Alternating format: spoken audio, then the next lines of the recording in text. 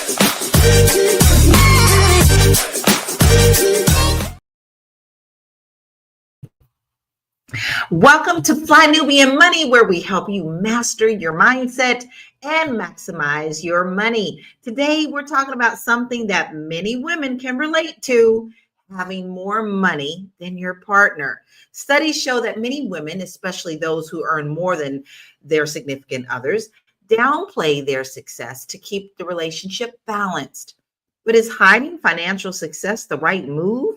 So we're going to dig into why women feel the need to downplay their achievements and how this can affect their personal and financial relationships. We are going to dig into it. I have a full royal court of beautiful women today.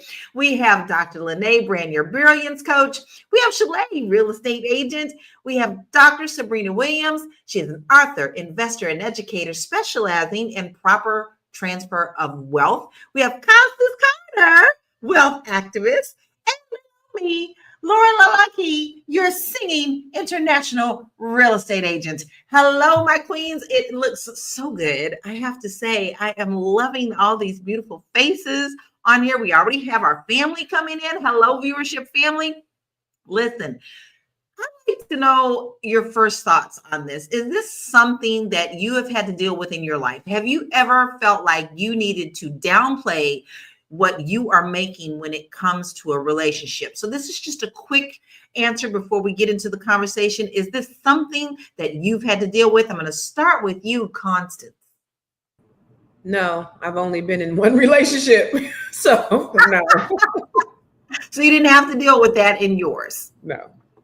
All right. Okay. So what about you, Shalaye? Wait a minute, because she's out dating again. She's out dating now. So now as you are out dating, like within the last year and a half, 2 years, have you dealt with it?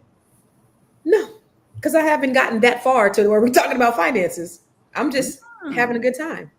Okay. All right. Well, you know what? We will talk about that part also later on, because we're going to see something that happened to a young lady. So Shalaye, have you ever had to deal with this in your partnerships or marriage? No, I've never had to deal with concealing it. I don't know if subconsciously I have concealed some things, but I've never had to outwardly deal with it. Dr. LaNee? No. Now, right. I might say that I'm just coming into some.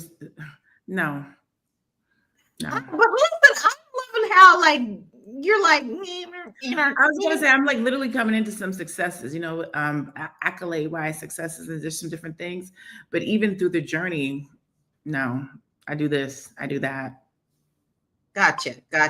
Well, I've been with my husband since I was 19 years old. So there was no concealing anything. Everything was always us doing it together, building together. We knew what we had because we had it together. So there was nothing before that. Dr. Sabrina, how about you? Well, I'm with you. I've been married almost 30 years, and we did the same in our household. There was not a me, mine, and ours. Everything was ours. So I've never had that issue. Gotcha. All right. So we're going to actually kick this off with a video, but that question just wasn't for our panel. I would like to hear the ladies in our viewership family. Have you ever had to have any kind of experience like this where you felt like you needed to conceal or downplay what you make? So let's start with our first video and then jump back into this conversation. The only reason why you would hide money from your partner even after you were married is because you have a lack of trust. Like, why marry them in the first place if you can't trust them? Meanwhile, you've made yourself untrustworthy as well. If you are hiding something from your partner, then you are obviously not transparent. And when you're not transparent, you are not worth trusting. So in this scenario, nobody wins. Trust is the foundation of a marriage. If you don't have trust in your marriage, then you don't have a great marriage. So you might want to reconsider this point. All right, I'm going to actually get some initial thoughts on that video because I will be very honest in saying when I first was researching all of this and getting into it, the very first thing that I thought about was there's no way I would not want to be able to talk to my partner about my funds or what's going on financially with me. And, you know, if I can't share that with my spouse or someone who I've been in a relationship for a while, you don't have to do that on your first date. But then there's a problem with that. So for me personally, I kind of agree with this video, and I want to hear what you have to say about it, Shalaye. Do you think it's something we need to like put out there and let it be known in our households or even when we're dating? Oh, absolutely. I feel like if, like you said, if you feel like you cannot be honest, then that's probably not the right relationship for you. And not being honest can create a whole host of issues, emotional distance, jealousy, dishonesty when the person does find out. So I think it's just not a good way to handle things. I just feel like everybody feels like they need to hide everything or flaunt everything. There's like no in between. Like you either show it all or you play with Texas Hold'em, right? You know, the song comes to mind, you know, you got to know when to hold them and know when to fold them, right? But that's how I feel. I mean, I just feel like either way is completely ingenuine. But Dr. Sabrina, I want to get your thoughts. Why do you think that women feel that they need to downplay their financial success in relationships? Well, I think sometimes there is this pressure that a lot of women feel, especially today's woman. As I say, I've been married for a long time, and it sounds like you have too. And things were a lot different when we came along. I think we were maybe even encouraged to have a different type of relationship with our spouse. Today, in many instances, the female is the higher earner. And so there may be this sense of independence that is associated with the amount of money that they're able to make or earn. I think that's some really good points there, because we do know women are definitely out here earning. Right. But Constance, you know, I'm going to tag into you on that because how do you think traditional gender roles impact how women handle earning more money than their partners? How traditional gender roles impact? Well, I think that traditionally, because the men have made more money, and now we're seeing a shift, especially amongst Black women, because we are the most educated. Our pays are increasing. The types of jobs that we're in are changing, right? So if you look at traditionally, we were like more domestic workers, and now we are the most educated. So we're in these high power positions, and then we're seeing that our male counterparts are doing more labor work. And so there's a shift in dynamics. So that's definitely impacted, because then you have where a man is supposed to be the breadwinner. Now it's that dynamic starting to shift. But I also think that, you know, it kind of goes back into the system. You know, I'm always put it back on, you know, white supremacy and the way the system is set up to, you know, demasculate or emasculate our men.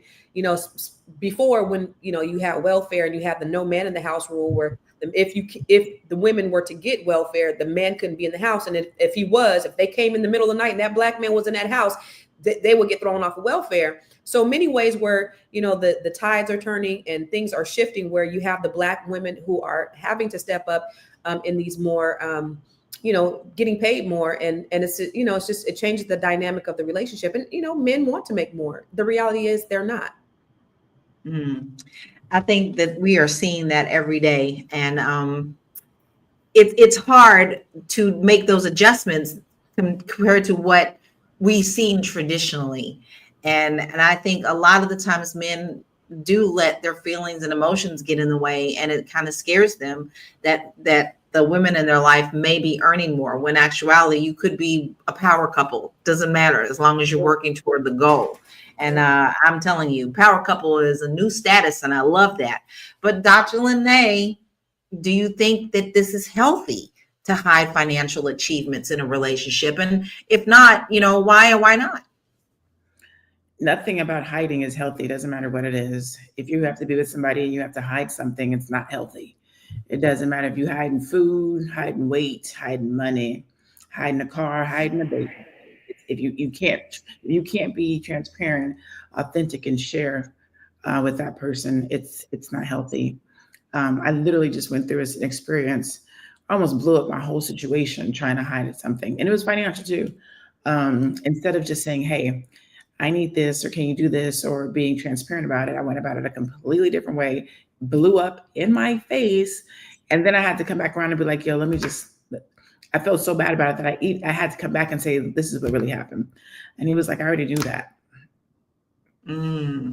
Wow. But okay, so can What, Dr. LaNee? Now I want to tag on to that, because how did that make you feel, Dr. LaNee? I would like, if you're willing to share that with us, how did that make you feel? Because I can kind of still see the stress on your face when you talk about that.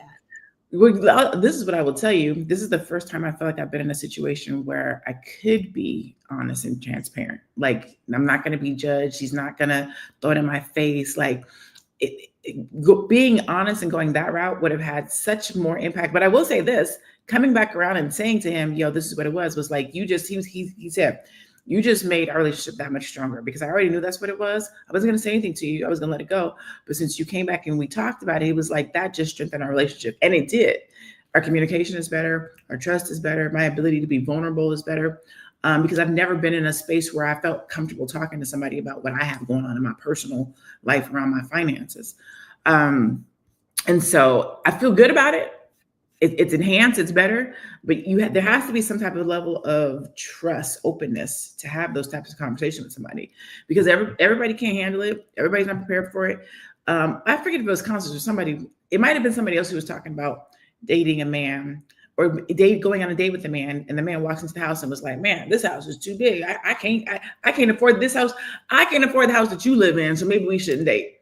That's crazy. Like, we ain't even had no financial conversation. You literally just walked into a home. You have no right to know nothing. So there has to be some level of safety and security to have financial conversations and success conversations, and open yourself to that. I agree. And it all boils down to what we always talk about: communication. And it doesn't have, I think one of the things that people are thinking about is you need to spill that on the first time you talk to people. No, that's something you build up to. As you see that you're building that relationship, that has to become a part of the conversation when you see that it's going somewhere, or you want it to go somewhere. So it's not like you're just going to go out on the first day like, "I make this. What'd you think about that?" It's just not that way. There is a time and a place for everything. But we're going to take a deep breath. This is a great conversation. I am loving the comments. And when we come back from commercial, I'm going to address some of those as well. We'll be right back. It's a good show right here. But I'm biased. If you are just tuning in, you are watching Fly Nubian Money, where we help you master your mindset and maximize your money. My name is Tiara Williams. I'm also known as Miss Black Hollywood, and I'm the proud producer of this show because it is lit. If you want to receive notifications for when we go live Monday through Friday, 1 to 2 p.m. Eastern Standard Time. All you have to do is text the word Queens to 87948. That's Queens to 87948. That's QUEENS to 87948. Also, if you want to grow your money and not blow your money, all you have to do is go to flynubianmoney.com. There's all kinds of resources, there's courses, there's free giveaways. There's just no reason to be broke in 2025. All you have to do is go to flynubianmoney.com. Obviously, you don't want to be entertained here. You want to know enough to grow. Wait, I need to put that on a shirt. You got to know to grow. Gotta know to grow. So know and grow with FlyNubianMoney.com. We help you to build and protect your financial household. Please make sure that you go to FlyNubianMoney.com and get all the resources that you need. Maybe you're kind of stuck. We can help you get unstuck. So go there today. Now, Deborah says, one of my friends was promoted to vice president as a Black woman on an all-Jewish nursing home, and she couldn't share it with the husband because he became jealous of her success. Then she says, later, he divorced her and tried to take half of something that he didn't bring to the table. Constance, I'm going to tap into you on that a little bit. Do you feel like that is one of the fears that women have, that if they outbuild, that once again, once they get there and they have that success, that it could be taken away from them? Because we hear men say that all the time. She's saying that the woman felt this way. That the success can be taken away, or that she was afraid to tell her husband? That the set, like for her in her situation, she obviously had a fear for not telling her husband, and then that fear came true. So do you think that that is a common fear that women who are very successful have, and why? I don't think so, because where I'm from, most women make more than their men anyway. So in California, like most of the people I know, they all make more than their husbands. And so I don't know what it is for most women. Now, I know here it's very different because there's a lot of high paying, where I'm at now in the DMV, there's a lot of high paying men. But I don't think that's a fear that most women have. Possibly that there are some fears, but I think that's an old way of thinking. I don't think women are really thinking about that anymore. I think women are really like super focused. I think what they should be thinking about is, I think what they're thinking about is, because I make this money, I don't need you. I don't got to tolerate you. I ain't got to listen to you. And I think that's the conversation, or that's the mindset that has to change. Is they think that money is the thing that makes who they are or make them the boss. But I don't think women are really dimming their light. The women that I know, just because they make more money than their men, because I think that's more of a reality for a lot of the people that I know. Very interesting. In your community, that's not an issue. I don't see that as a problem. I see that as a win. But Shalaye, I would like to ask you this question, because obviously there are many women who are doing this. So, why do you think that some women feel like they need to hide this? Why do they feel like this is something they need to hold? I think it's because we've been raised as women in general, and there are certain different pockets of women who believe differently, but in general, our generation has still been raised to believe that a man providing for the family and how much he makes is tied to his ego. So if I make more, I'm hurting his ego. That could hurt our relationship. So therefore, the workflow and the train of thought is, I may conceal this. I've never had to do this, but I do have a story. When I bought my first house, it was a 2-family home. My grandmother told me, she was like, Shalaye, be careful. You're buying a house. And I'm like, yeah, well, be careful because you might not be able to get a man. She told me that. And I was like, oh, well, but that is the way that women were raised to believe. And that is passed on. I have to, as I sit back and think about this, I don't think I've ever felt that way. I mean, I know that I married young. I know with my husband for such a long time. We're celebrating 35 years this weekend. But Wait, do not run past 35 years this weekend. Can we get a minute for that? Congratulations. Hello. I'm doing something right, because he's not going anywhere. He's caught. But no, yes. But I'm grateful for that, because I didn't even have that kind of conversation with my mom. Like, my mother always told me to always have your little bra money ready. Okay. Make sure that if you are somewhere that you can get home, or you could take care of yourself. But it was never a hush hush thing. It was just to make sure that you could protect yourself and to be okay. But we never had that conversation about you shouldn't tell somebody how much you make, which this whole thing is very interesting to me because I like you, Constance. I don't really have too many girlfriends who worry about this too much. And many of them who are unmarried, they're not so concerned about out earning whoever they're dating. They're just looking for a good partner. But we're going to continue this conversation. Here's another video. We're going to kind of see what this switches up and come back to the conversation.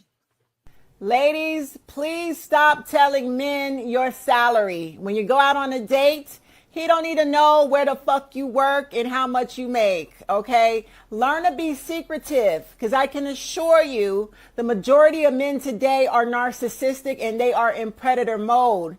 And if they don't have their own shit, they looking for a woman that will sponsor them, okay, and support them financially. Of course, he's going to be well dressed on the first date. He's going to come, with his shit together, and he's going to be hiding a lot of information pertinent, to helping you figure out who the fuck he is. But at the end of the day, he's a predator, and the more money you make, the better target you are. And he will lock your ass down and later on get you pregnant or trap you some other type of way. Stop telling men your financial business, period. And don't even tell him if you get food stamps either, because he'll want that too. Ladies, please stop telling men your salary. When you go out on a date. Like I said, it's either or, right? Like it's either or. There's like no in between. Okay, now listen, Dr. LaNee, I always pick on you when I catch you giggling, right? So you got the best giggle on that one. I want to hear your thoughts about that. Is this the type of mentality that we need to take on, or is this just way over the top?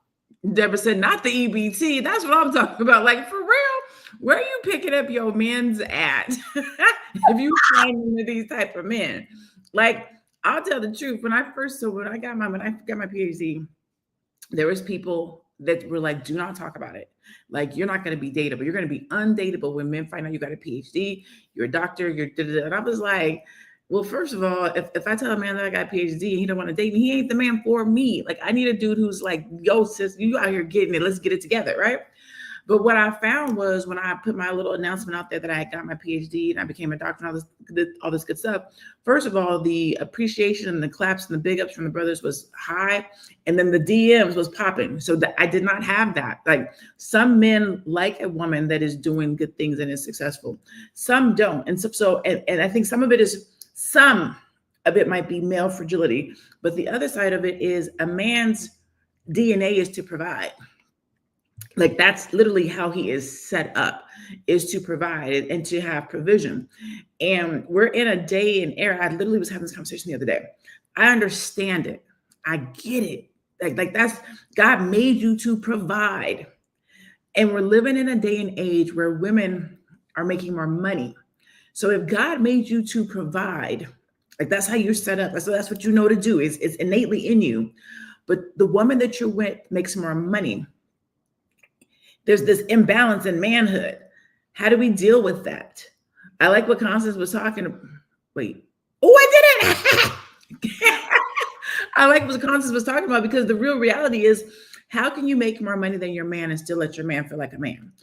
And it's not, and I don't know if it's on us, except for when we disrespect, down, talk too crazy because I think it is on us. I think it's on us. Go ahead. Go tap on into that, Constance. Well, it is on us. Just jumped in hopscotch. And this jumped out. I was agreeing, but I do, because I think, because you said that God made men to be providers, and their ego is kind of wrapped up into that. And that's kind of a natural thing. And in this society, we are making more than our men. We need to, like, when I was married, one of the things I really tried to do is I made him feel like I couldn't do it without you, that this is us, that this is ours. And so when people would say things to me, I'd be like, don't worry about what he do. It's us. I was very intentional about making sure that he felt like he was a part of everything and that he contributed equally to our household. It backfired when I was going through a divorce, because then he was like, I did all this stuff and I need, X amount of dollars. And so, but it is our responsibility, I think, to make sure that they do feel it. But to your point, So when I meet men, I don't tell them anything about me. I got a whole nother Facebook page that I send them to. Like if I want to say, hey, let's connect on Facebook.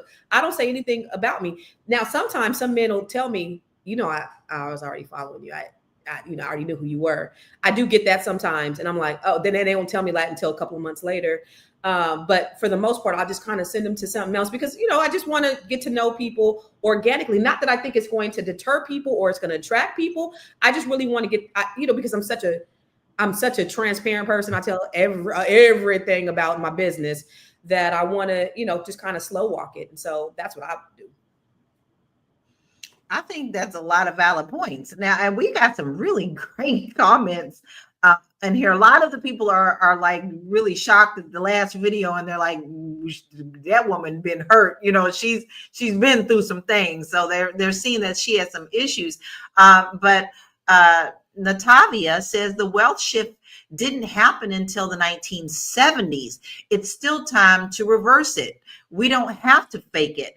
We just have to help create wealth they can once again thrive with and be respected with. Let's not normalize this. Very interesting. Normalize this. We're going to take a break, this quick commercial, and we're going to come back.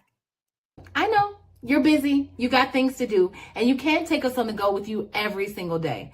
Good news for you. We are now on Spotify. So if you can't watch us, now you can listen to us on Spotify. Search Fly Nubian Money and all the episodes shall appear. All you have to do is like, subscribe, leave a 5-star rating, leave some comments, tell people how you love us so that when other people come along and are looking for a great show to watch, they can find Fly Nubian Money too. One last thing, and just in case you've been sitting under a rock, Fly Nubian Money now has an investment club. We are the Fly Nubian Money Club. It's easy. All you have to do is go to flynubianmoneyclub.com, and I am committed to bringing in top experts from all industries to help you level up. They're teaching us the skills that we need to compete in this market. We often say that nobody is coming to save us, not the government, but guess what? We're coming to save us. I'm coming to save you with the Fly Nubian Money Club. So listen, all you have to do again is go to flynubianmoneyclub.com. We have a 30-day free trial set up just for you, just for those people that are struggling. Even if you ain't struggling, you ain't got to struggle. I'm coming. Okay, let me stop playing. I'll see you soon. We have another training coming up very soon. If you're not in, you need to get in now. We will discuss that later because it's a great announcement to tell you that now is the time, because it is priceless to be a part of the Fly Nubian Money Club. Okay, now I need to talk to another married queen on the panel because I know we kind of have a different perspective, Dr. Sabrina. So should couples have an open conversation about money from the beginning of the relationship, and why or why not? Well, and that, as I was listening to the last video, my thoughts were, or maybe it was the video with the lady that hid the money from her partner. My thoughts were, why is it necessary? What has happened in your relationship, or what didn't happen in your relationship that is causing you to go into it thinking that you have to hide this information? And my question would be, why is there more of a discussion on how much the woman or the man is earning, more so than there is a conversation on how are we using what we're earning to build?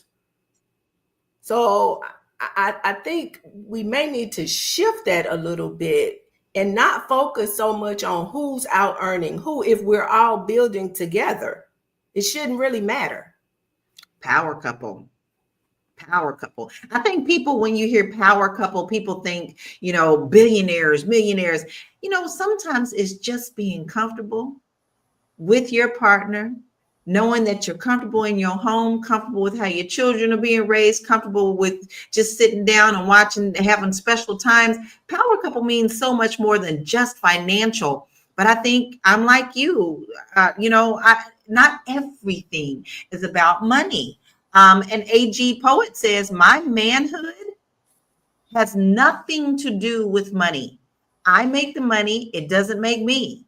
God made me a man. Also, providing has more to it than money. So Shalaye, yes. gotcha. Your turn. That's a I'm so great glad you read comment. I that. would love to hear your take. Yes, I'm so glad you read that because I actually wrote down that name, AG Poet, because that's where it's at right there. And I don't believe that it's a woman's responsibility to make a man feel comfortable with what she's earning. I just don't think that a man who's in his masculine and who knows who he is as a man and knows that everything that he provides, emotional, financial, spiritual, mental stability in that home, I don't think that that man is going to be looking to that woman to make him feel good about how much or how much less he makes than her. I think that what Dr. Sabrina just said hit the nail on the head. What are we doing with what we're collectively making together? That's a power couple. We're taking your strengths and my strengths and we're pulling it together. And what are we doing with it? I love that because my husband and I, we laugh a lot of the times about even simple things. Like I always tease him because he's directionally challenged. Sometimes I often say to him, baby, how do you even make it home every day? Because his mind is on other things, whereas there's certain things that I'm not good at. And I'm like, okay, this is your job. And he's like, okay, this is your job. It's not a matter of doing everything or being everything. It's a matter of learning how to get that yin and that yang and working together. There is a reason that there is a man and a woman or different energies in a relationship that have to fit. It's called being equally yoked. And it's also a huge part of knowing when to step back and let your partner handle things. And then when your partner sees that you need to step forward to do that as well. I think if we focused more on that in our lives and with our children, that our relationships and our communities and setting the example of that. That's what we're going to see change. I want to add to that really quickly, Lala, because I think that what Shalaye said is correct, but I think we have to make sure we preference that with you can't also challenge a man's manhood when he makes less. And no, that's that's the problem. That's the issue. There's a difference between emasculating and putting someone down. Yes. That's the problem. And just being not that a man can't be a man operating his masculine energy, but oftentimes we see a woman who makes more come and then challenge that manhood because she makes more. That's what I think Constance was talking about. That part is on us. You can't say, I want you to be the man and you operate your manhood and then challenge his manhood because he makes less. That's oftentimes what happens in those situations. But the other side of that is when we talk about a power couple, if we look at the two words, power just means strong, right? It means we're together. We're doing this. We're equally yoked, as Lala says. And couple means it's two of us, right? Two are better than one. So if you make 100 by yourself and I make 100, together we make 200. That's where the power comes from. Like it's the coming together. What we're seeing is kind of what we were talking about on Tuesday. This man is saying, I can do battle by myself. I'll make 100 and I'll be cool. She's saying I can do battle by myself. I'll make 100. I'll be cool. Instead of realizing that if we come together, we can make 200,000. Or maybe I make the 200 and you make the 1 and we come together. That's 3. But we have to be able to it's the come together part. Let the man operate in the masculine, let the woman operate in who she is, come together and create power as a couple and understand that provision looks like provision and providing and security. It looks different than just money. Yes, I agree. And if I could add to that, I just think when you put money, when money is such in a high regard, that's broke people talk. Like it's so short-sighted. And it's just what broke people do. It's like the same people who say, I'm not going to the cheesecake. That's broke bitch talk. Like when you got money and you really doing it, that's so far out of your view. Like you're not tripping off that. Your thing is about building. Like I'm so focused on the outcomes and the things that I'm doing. And hey, if I got a partner, let's work together. It doesn't matter who makes more money and all that stuff. We are building something together. The money is a byproduct of it. But I can see for people who ain't never had nothing, and then when they get something, how it could become, so prevalent. But we got to get out of that. That's like it's ghetto. It's ghetto. For us, we were of that mindset even when we didn't have money. We started out in college together, building together. And so, as you say, money was not our focal point. We knew that what we were building toward, and we knew that we were working together to build something that looked a lot different from where we started. And 30 years later, it looks a lot different than where we started. Baby, I remember splitting them Big Macs and ramen noodles and being happy. Okay, but we got was we split the right. Sometimes it was a kid's menu. We just made it work. But we have some stats. You know, we always like to back up some numbers. So Harvard Business Review says studies show that 37% of women who earn more than their male partners downplayed their achievements to maintain balance in the relationship. According to Pew Research, 61% of women in households where they earn more than their partners report that financial equality is crucial for the relationship success. I'm pulling back. All right, Constance, I have to tap back into you on that, because I think that 61% thing is something we put up on ourselves. Mm-hmm. Do you agree with that stat or not? I do. It's what is the bigger picture? You know, I'd be hard pressed to find a man that makes more than me. Like, it just when you know what I'm saying? So what's the bigger thing? Like, you don't want anybody to bring you down or put you in poverty. But he's hardworking, you're hardworking. It may not match financially, but you have a goal. And I could see, if you think that he's not ambitious, maybe he's just not ambitious, and maybe you want somebody that's a little bit more ambitious, that's one thing. But the amount of money does not dignify who he is. That does not qualify who he is as a man. You know, whether he's working hard and he's doing what he's supposed to do and he's taking care of business, that's the thing that we should be worried about. The dollar is only, you know, it's only an amount, but it doesn't constitute who this person is. So I don't subscribe to that at all, because I just think that we need to be focused on bigger things than the dollar amount. I don't even think people think about like the dollar amount. A man who makes a lot of money, that's a lot of time away from the home. He rip it and run and travel. Like, you don't even really, I don't think some people who, just because you make money, there's a lot of disrespected, sad, and lonely women who is with men who got money. Like, what are your priorities? You know what I'm saying? I don't know. And I missed out on a lot of birthdays. Not a lot, but I missed out on birthdays, first days of school, all that stuff in my effort in being ambitious. I made a lot of money, but I didn't have a lot of time. And so I had to prioritize. As a woman, we still try to prioritize that time, quality over quantity. But it did take, be doing that. It did take away a lot of time from my children. And you have to kind of weigh that. Is this important for you? So for me, having, their father there was important for me because I wasn't able to be there. So that worked for me. But, for it to be like just such I don't subscribe to this money thing, because it could come and go. Like, you could be broke the next year, and then what? So if your value is placed on your money, then what? Are you no longer valuable?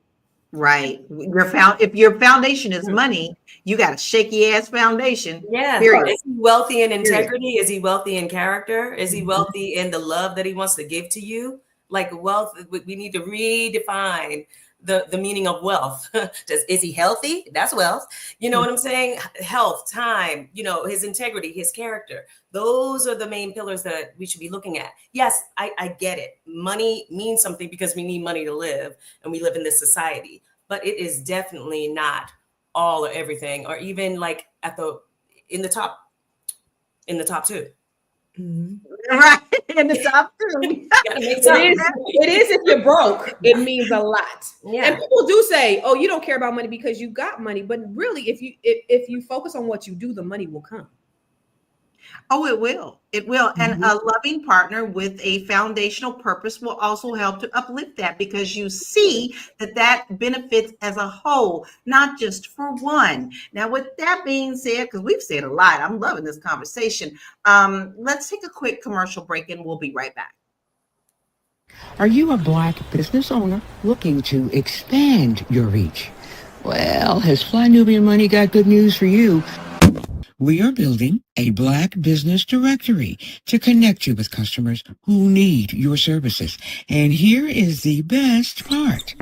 It is absolutely free. Email us at info@realvirtual.net. Send us your business name. Tell us a little bit about what you do, what services you offer, your website address, and your contact information. That's it. Together, we are going to build and circulate the Black dollar. Get listed today and start connecting with people who are probably already looking for you. We are looking for you. I can tell you that right now. I can't wait for this directory because I'm still, tomorrow's Friday. You know what day it is? We do not spend money where money doesn't want us to be, right? They may want you to be there for face, but they don't really want to care for your money by the actions that they do. We are making a difference. We are making a difference. And we are seeing every quarter that we're making a big difference in the things that we are doing. We want to keep our money in our communities. Our Black dollars are valuable. So if you have a business or a service, you know what you need to do. All you need to do is send us all of your information. Do not half-ass it. We want it all. We want your name, your business, your phone number, your email, your website, a little bio about you so that you can be in the directory. It's free. We need you because we're looking for you. So do that today. Now listen, y'all know I get excited about that. I get goosebumps when I think about it. We have another video that I want us to watch. And then I actually have a comment I do want to address because I think that we have a gentleman who did express some things in our comment that we should take into account. But let's check this video out first. I found myself stepping into a role that I never thought I was even qualified for, a sugar mama. Trust me when I say it wasn't a conscious decision. I had been working so hard in this job I was at. I mean, I'm doing graveyard shifts, and early morning shifts straight after. And after putting in the work, my hard work eventually paid off and my workplace rewarded me with a very sweet pay rise. Now looking back, I shouldn't have said anything. I was so excited at the time and I told the guy that I was dating. But I couldn't have told him at a worse time because he'd been given the news that he had just been let go of his job. Despite the setbacks, I believed in his resilience and I dedicated time to help him with job applications and interview preparations like a good woman. And because of this, I found myself spending more time at his place. I even remember there were times where we would even get hungry, but I knew he didn't have money, so I would order and take out for us, which I didn't mind paying for. However, the red flags really started red flagging when I realized I started to pay for a lot more than just takeout. For example, we'd be at Tesco's, I'd be buying my food or whatever, and while I'm in the checkout section, he would then come and add his own items to my groceries. The first time this happened, I didn't take any notice of it, but then he just kept on doing it. It started to really annoy me. I refrained from voicing my concerns because I was too nice and I didn't want to come across like I was emasculating him. I even remember we went to the cinema one time. I had left my purse at home and as I had a new phone, I hadn't set up the Apple Pay yet. I did offer to bank transfer him the money. He told me not to worry and that he would cover it, which I thought was really cute considering his circumstances. But after the film, I get a notification from Monzo. He sent me a Monzo request requesting the amount he paid for our tickets. His excuse was that he had just checked his banking app and realised he didn't have enough funds. Gave him back the money and I said nothing. And so another time he... There's a lot of red flags in there. He had too many chances. This brother had too many chances. Like, yeah, right. Like, that to me was game. But I do, you have this situation, and this is why I think this goes perfectly into what Mark is saying as well, because you have two different dynamics here. Now, Mark, I'm going to say up front before I actually even read your comment, you don't sound like the man we are talking about. You sound like a man who was strong enough and secure enough in your relationship. So he says, I think, ladies, you are missing something very important for men. We define ourselves by what we do. We want to know that we are contributing, even if we make less. We want to feel respected for our contribution. So what if you make more money? As a man, all I want to know is if my wife isn't able, then I, as a male, can hold her and the family down. It's all about self-respect. If I can't respect myself, how can I respect my significant other? Mark, my love, you got it. Ding, ding, ding. We give you big props because you get it. But then you have this video that we just watched as well. And I would like to know what you think about that video, Dr. LaNee. We know Mark is a great foundational person. But it seems to me there was a lot of red flags with this young lady. So, how should women deal with fragile men or ego? That's a great question. Oh God, I have two different answers.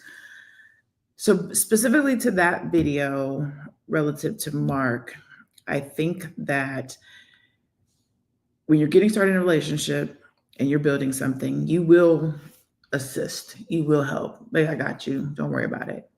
What you don't want is to be taken advantage of or to feel like you're overcompensating or taking care of a grown ass man. That's what you don't want to do. Somebody making the transition in jobs, we know that happens. It could have been me, it could have been him. We know that, right? But I'm gonna need to see you getting up, making moves, and getting back, especially something like buying a movie ticket.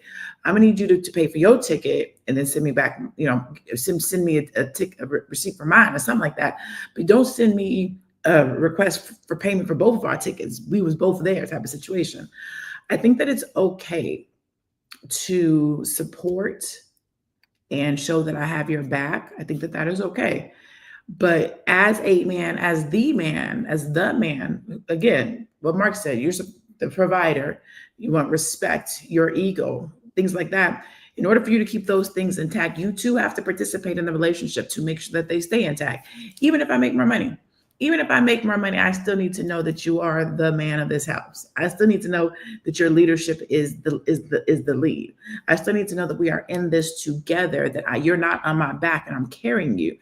It's just money. What are our plans? What are our investments? What type of moves are we looking to make? Because just because I make more salary doesn't mean we can't make more money together through your leadership. Go ahead, Cece. Go ahead, Constance. Okay. No, if you can't afford to pay and you want me to pay, brother, you should not be dating. You ain't got no business on a date if you can't afford to pay. Has nothing to do with her making more. But if you struggling on that very basic foundation of taking me to dinner and you don't know and I gotta pay and you gonna put all that, you should not be dating. That's all I got to say. Now I do this thing, and I've told you guys before. My expectation is that a man pays for dinner if he asks me out, but I will throw the platinum down and say, hey, and if he allows me to pay, he will never see me again. That's just the thing that I do. It just lets me know what type of person this is. And if he goes, oh, okay, I got the next one, he'll never see me again. Or, okay, we can split it. He'll never see me again. Or, oh, you want to pay? No. So I'll do that just to kind of see where it's probably not the best thing, but that's how I kind of weed out broke behavior. But I just think that if you can't afford, like on the very basic level to, pay for dinner or something like that, then maybe perhaps you need to wait to get your weight up so that you can take somebody out. Wait, I have a question for Constance. So are we talking about first date, second date? Or are we talking about, because based on that video, they have been dating for a while. They're in the midst of their dating when she got the promotion and he lost his. So they're already in relationships. So are you talking about at the beginning when you're just getting to know somebody? Or are you talking about? So I'm talking about at the beginning when I did to just get to know somebody. I couldn't really understand what she was saying in the beginning, but I will say that I'm not commingling funds until we've made a marital commitment. So that's me. We not doing the I got you and all that stuff. Not until I've made a marital commitment. Yeah, we are coming to be married. I don't think that she looked like. I don't think that they had did that. I think she looked like she was in a different country. But I think what she was saying is Zelle. It would be comparable to our Zelle. Mm-hmm. She paid for it, and then he said, "Hey, can you Zelle me back?" Yeah, but they're young. Red flag. I'm telling my daughter, run. Because this is he borrowed $200. He borrowed $200 from her, and didn't pay it back when he even had the opportunity. That's beyond red flag. And this is exactly what we're talking about in the fact that she belittled herself. She did this to herself. She should have stepped up, and she said that she should have stepped up to make it plain and make it straight, but she didn't, because she felt like she had to be quiet about it because he's a man to her. So that's a problem. And this is where we do need to continue to teach our young girls and young women that no, you need to have a certain level of what you're going to accept and what you're not going to accept. because obviously he saw her as a payday. I'm sorry, I said it. He saw her as a payday. She opened the door and she left the door open and he walked right on through.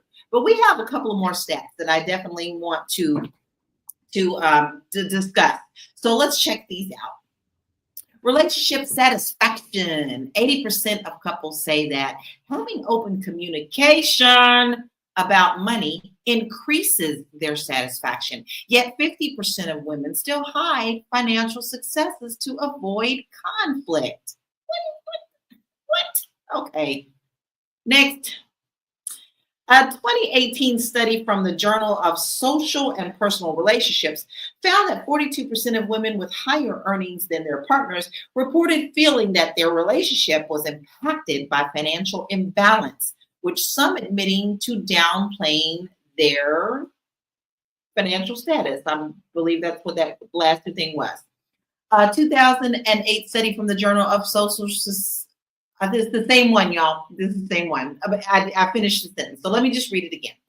Let me read it again so I can make it through. 2018 study from the Journal of Social and Personal Relationships found that 42% of women with higher earnings than their partners reported feeling that their relationship was impacted by financial imbalance, with some admitting to downplaying their success to avoid conflict. I wanted to finish that up. Listen, this has been actually a fabulous conversation, and I can't even believe we've just been through an hour. It felt like 5 minutes, Queens. We really, truly have had a lot of things. I love that a lot of our viewership has chimed in as well, but it is time to wind it down with our final thoughts. And then once you give us our final thoughts, please let us know where we can find you. But I'm going to ask you a question as we go out. You can choose to answer this question, or if you had something on your mind, you can tell us that too. So Constance, I'm actually going to start with you. How can a couple build trust around money, especially if one partner earns more than the other, if you didn't even start that relationship out with that strong foundation? Yeah, so money definitely has to be a factor. I mean, let's be real. It has to be a factor because we have to live. But the core focus should not be on money.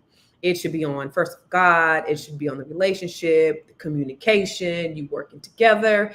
If all of those things are intact and you both are supporting one another, then all the other things are going to work out. Now, if I'm sitting up here working my ass off and you're laying up and you're not doing anything and we're struggling and bills are due and you just don't want to do extra to make sure that our financial status is satisfied, then that's where we have a problem. But if we both have a goal that we're working towards, I say just continue working. Let's think of it as an abundant mindset. As long as you guys, just like you said, are equally yoked, you have the same goal, same mind, and you want to get there, that should be the focus, not how many dollars, because that's a scarcity mindset. Work together, grow together, build together. The reason why there's such a disparity in our wealth as Black people is because we're not building together. And so we have to build together. We have to create Black families. We have to create legacies. And the only way we're going to be able to do that is together. So let's stop majoring on the minor and start just really trying to build. Where can you find me? Everywhere. I am Constance Carter. I'm doing a training on the August 2nd called Bring Your Idea to Life. That's where I'm helping business owners to go from ideation, an idea, to creating a full-blown business, and then how to monetize that business to take it to the next level, because that's what we need inside of our community. So go to Bring Your Idea, the number 2 is right there, y'all, life.com. Thank you. Listen, Constance does everything with passion. She loves our community. She loves being able to help lift you up financially. She does not play. So when she brings you something, you better know that she is bringing more than 1,000%. So please make sure that you do sign up for that class. Dr. Sabrina, we are so happy to have you. This is the first time with me on the show with you. And so we are grateful that we have you here. What do you think are some of the potential risks of not being open about financial success in a relationship? I don't think a relationship, whether it's a courtship, a marriage, I don't think it can survive without honesty, without conversation, without trust, without being open when it comes to our finances.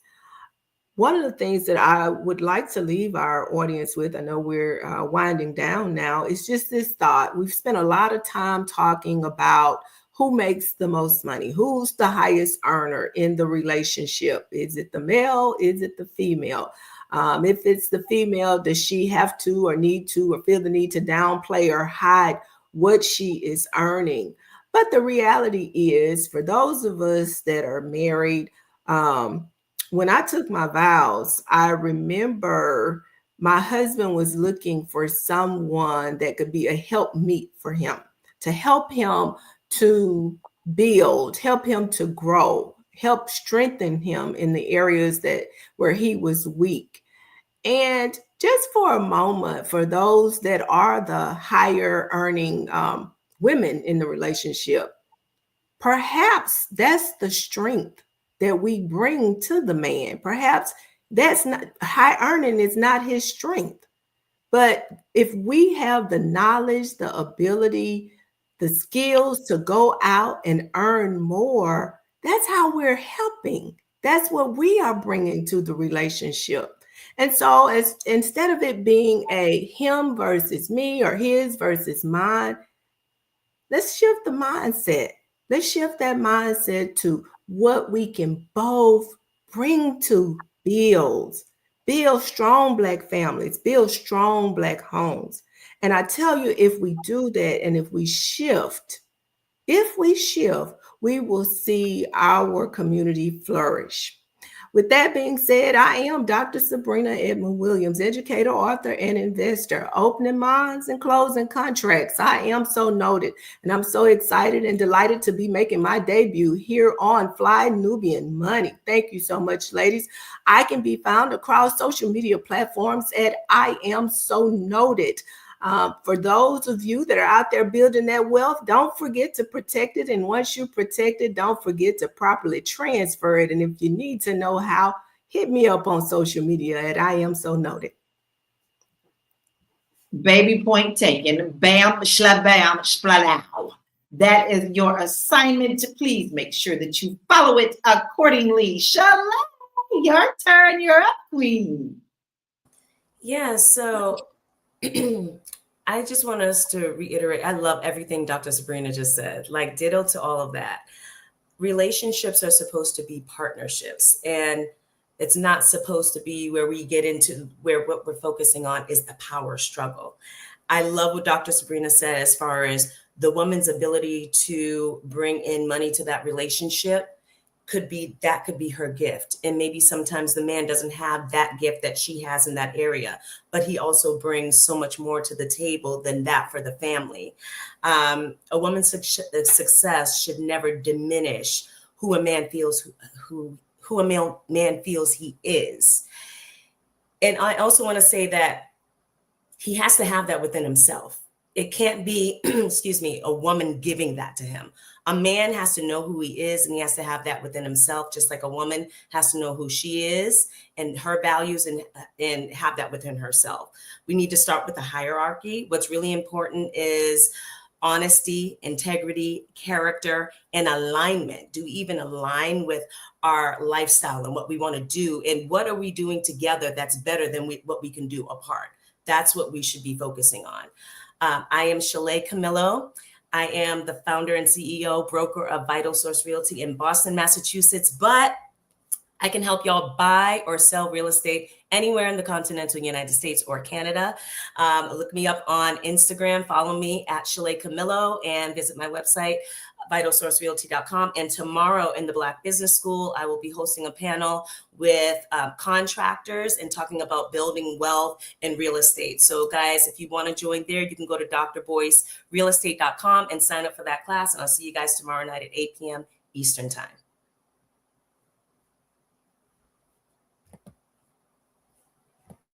Gremlins, you better get in on that, because I'm going to tell you, how do you think that most millionaires get started?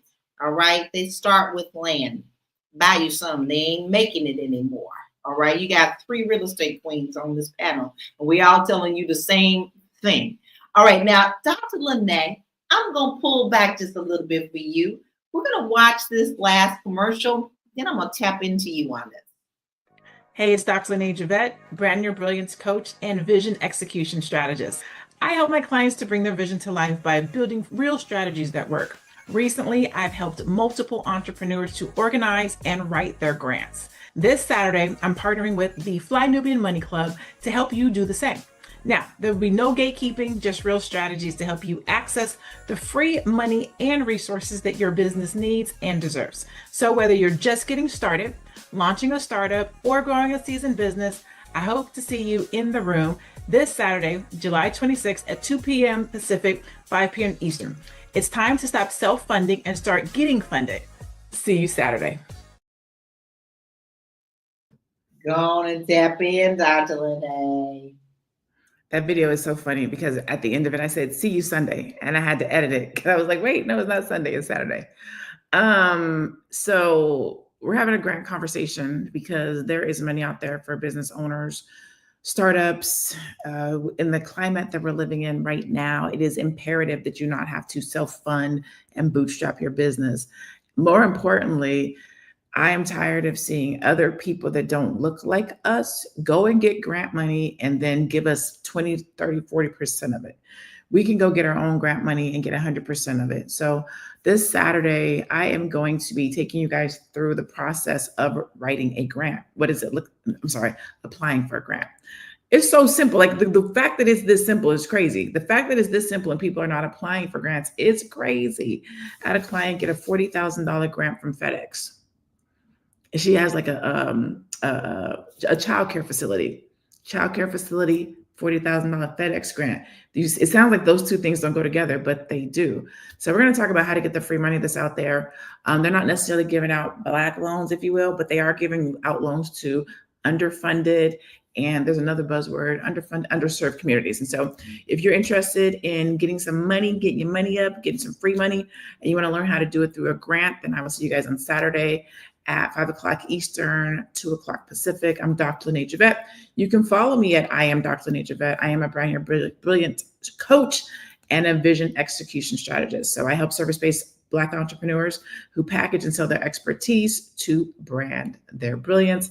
And I hope to see you guys on Saturday. All right, you got your assignment. That's going to be very excited, baby. There's ours money out there in these streets. There are some monies. You just got to know how to get out there and get it. But Dr. LaNee, you didn't get an opportunity to give your final thoughts on our topic today. So I would love to hear that. My final thought on this particular topic, it's a nice blend of what everybody has said. I think it's okay if you date somebody who does not make the same money that you do. I think if you do it, then you have to honor that man and give him the respect that he deserves, not talk to him crazy. I do think like what Shalaye said, where you cannot make a man feel good. He does have to come into the relationship being that already confident, supportive, patting you on the back on all the things, but we also have to turn and give that same level of respect. We can't want that from him and then be like, well, I pay all the bills, and you can't do that, right? I also believe what Dr. Sabrina said, which is you have to grow together. Like we are teammates, we are helpmates, we are here to build something with each other. And I think we, in our community, we don't do a good job of the build conversation. We want people to come in already whole, already put together. And when you get, to this grown age of 50, that makes a lot of sense. Me and Constnace talk about that all the time. Like we can't, potential at 50 is kind of outdated. But when you start in those 20s and those 30s, you are literally coming together to build something. At your 50s, you kind of do have to, you have to step it up a little bit at 50. Like we ain't really doing rap careers at 50, right? You might still be on the journey, and that's okay.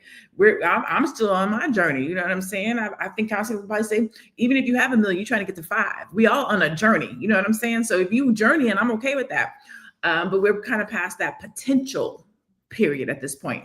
But I think we have to do a better job of just recognizing the two are better than one, and having patience and grace and respect for the process. That's what I would say.